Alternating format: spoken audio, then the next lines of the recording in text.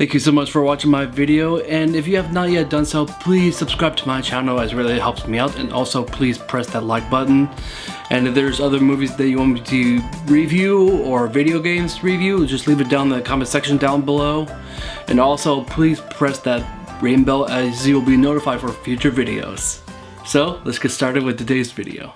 Thank you so much for watching my video, and today is a very special episode that I'm going to be doing the next month talking about Marvel films. So I just want to tell you is that I'm starting off with this Marvel month with Shang-Chi and the Legend of the Ten Rings.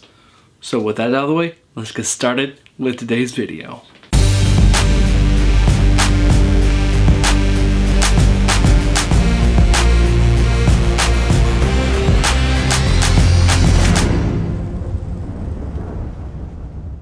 So this movie, it stars a fresh cast that a vast majority of these actors I have not yet heard of, but there's a couple actors that I know that is in this movie, such as like Awkwafina. She's been kind of like this rising star in the world of acting. I just want to tell you right off the bat just that I think she was just a nice fresh idea of comedic relief in this movie, and you also had Ben Kingsley as Trevor from the third Iron Man movie, and like I just really enjoyed that it just really felt like that this was a self-contained film. Like they didn't need to rely so heavily on just mentioning everything that happened after the whole thing with the Avengers Endgame. I mean, there are some little hints in the background. They're not really telling you, but they're showing you in like little small Easter eggs. If you have that eagle eye, like there is one instance, if you see in the background, there's like this self-help group that kind of like what Captain America did in Avengers Endgame after Thanos snapped his fingers. And now it's just kind of like the same thing with like people who actually got blipped out of existence for 5 years and they came back from the snap of the Hulk. And so I just really enjoy just kind of like that they're not really telling you, they're just kind of like showing you in like backgrounds and using references. But like I said before, is that if this movie felt very self-contained, it's just a story by itself. It's a really good origin story for Shang-Chi, because like myself, I really never grew up reading the comic books of Shang-Chi or knowing that much about the Mandarin, because the Mandarin is actually one of the most notable villains to Iron Man, and I was a little bit disappointed that we got this like real legit Mandarin, and you did not even get him in Iron Man, like, because like they are true adversaries against each other. So that was just kind of like my own feeling of like maybe this was something that could have been truly magical if we actually got that in the third Iron Man, because what they're doing is that they're just doing like a full-on retcon of what happened in Iron Man 3 with the accurate Mandarin. But I just really enjoyed just kind of like the concept of continuity, but self-contained, and I think that was just a nice touch. But with the story, I would have to say that the strong points of this film is definitely within the story, the element of family, and just the acceptance of who you are when it comes down to your legacy. Like, at heart, this is a family film. Like, it's all about family. And I just really love how they just kind of like interpreted the story that is all about family, because you start off with the Mandarin, which is the main villain of this movie. So like, you see this guy, he's just like this conqueror of like all different kinds of eras in time, and like he's like this Genghis Khan. Then you are all like, oh, he is this guy. So like, this is a guy that, because of the 10 rings that has given him immortality. So you're seeing him go through his entire life in a matter of 1,000 years, but then he finds this forbidden forest where he actually meets someone that actually matched up to his level. And then all of a sudden it just grew up into this beautiful love story about two people who have different ideals, that came from different backgrounds, but without a doubt, I think I would definitely say when it comes down to kind of like the fight sequences, I think this fight between the Mandarin and his wife is absolutely beautiful. Like, it reminded me so much of the Crouching Tiger and Hidden Dragon. As a matter of fact, the cool thing is that some of the people that participated in this movie, not like acting wise, but like people who were part of the crew that created these fight sequences, is the same people that did the fight sequences in the Crouching Tiger and Hidden Dragon.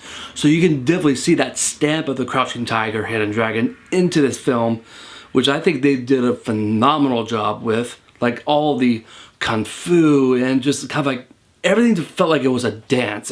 That's the part that just made it so fresh, very unique, something very different compared to like all the origin stories that we've already gotten in the MCU, such as like with Iron Man, with Black Panther, with Captain America, with Thor. I think when it comes down to the origin movies of like the MCU itself, I would definitely put this one to be my #1 favorite origin story ever. Like, I think they did such a really great job in just conveying the element of legacy, how you live, especially knowing that you might come from a line of like good and also from evil. But that's the concept of Shang-Chi. But with Shang-Chi, I don't know the guy's name, but I think he did a really good job with what he was given in this movie, because the main story, it's quite a simple one. It's all about him. He's trained by his father, and his mother was murdered by people who wanted to kill his dad, and his dad was not around, so it was up to his mother to defend him and his sister, but she gets killed, and then it causes like this drift between him and his sister, between their father, because they felt like that the reason why that their mother died was because of their dad. So now it's just kind of like this whole thing of like friction between father and children. And so like I just really enjoy just how they progressed their characters. And even at one point the Mandarin actually quit at being the Mandarin. Like he quit being the villain, and then he became more kind of like this good father in a way, that his life was all about his kids and his wife. But he then went back into his old Mandarin ways after his wife died. Like, he's just trying to train his son to kill the people that killed his wife. And as time goes on, Sean feels so terrible about being trained by his father and having like this drifted relationship with his sister. He then moves to San Francisco just to disappear off the map from his family. And then he befriends Aquafina. Then all of a sudden the Mandarin found out where his children are, and then it's all about like this chase about like bringing the children back, because they apparently have pendants that actually will lead a map that will take them to a place where he is actually hearing voices in his heads, which he actually thinks is his deceased wife, but it's actually the ultimate villain that's actually trying to convince him that it's actually his wife. But it's none other this soul-eating monstrosity that wants to come out and just complete soul-suck anyone in existence.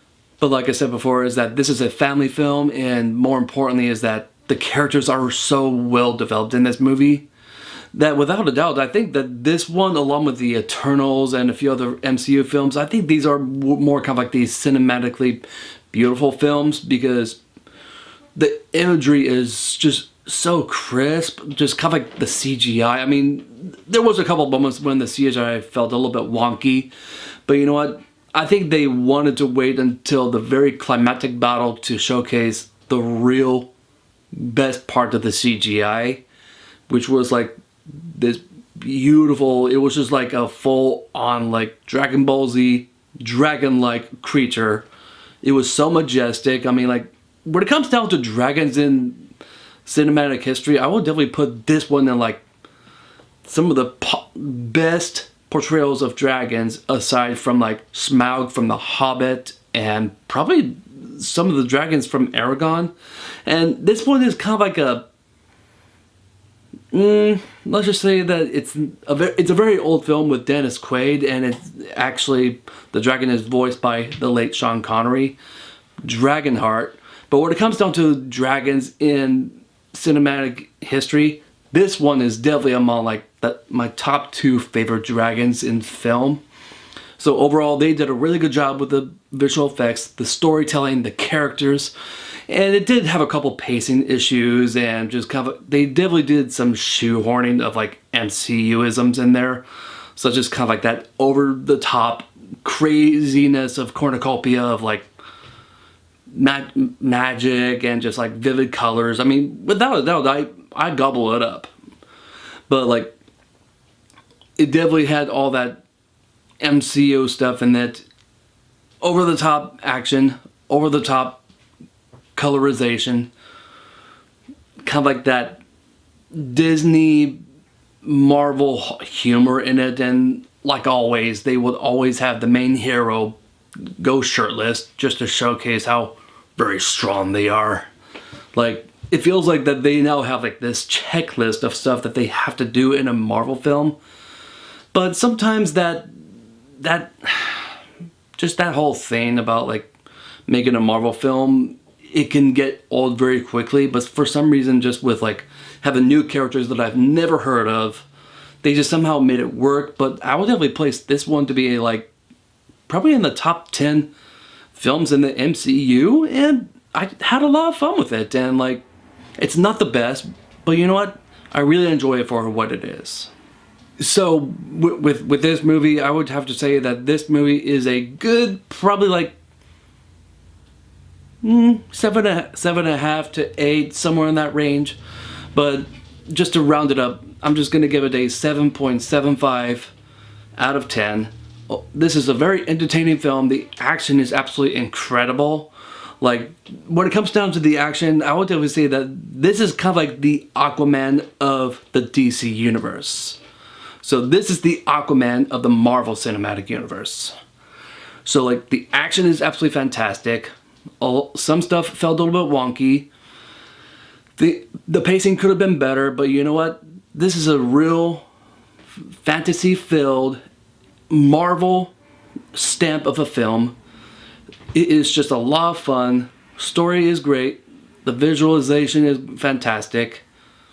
And overall, it's just a really great way of showcasing Kung Fu in a Marvel movie. So, that's my review for Shang-Chi and the Legend of the Ten Rings. Keep drinking coffee, and I will see you guys next time.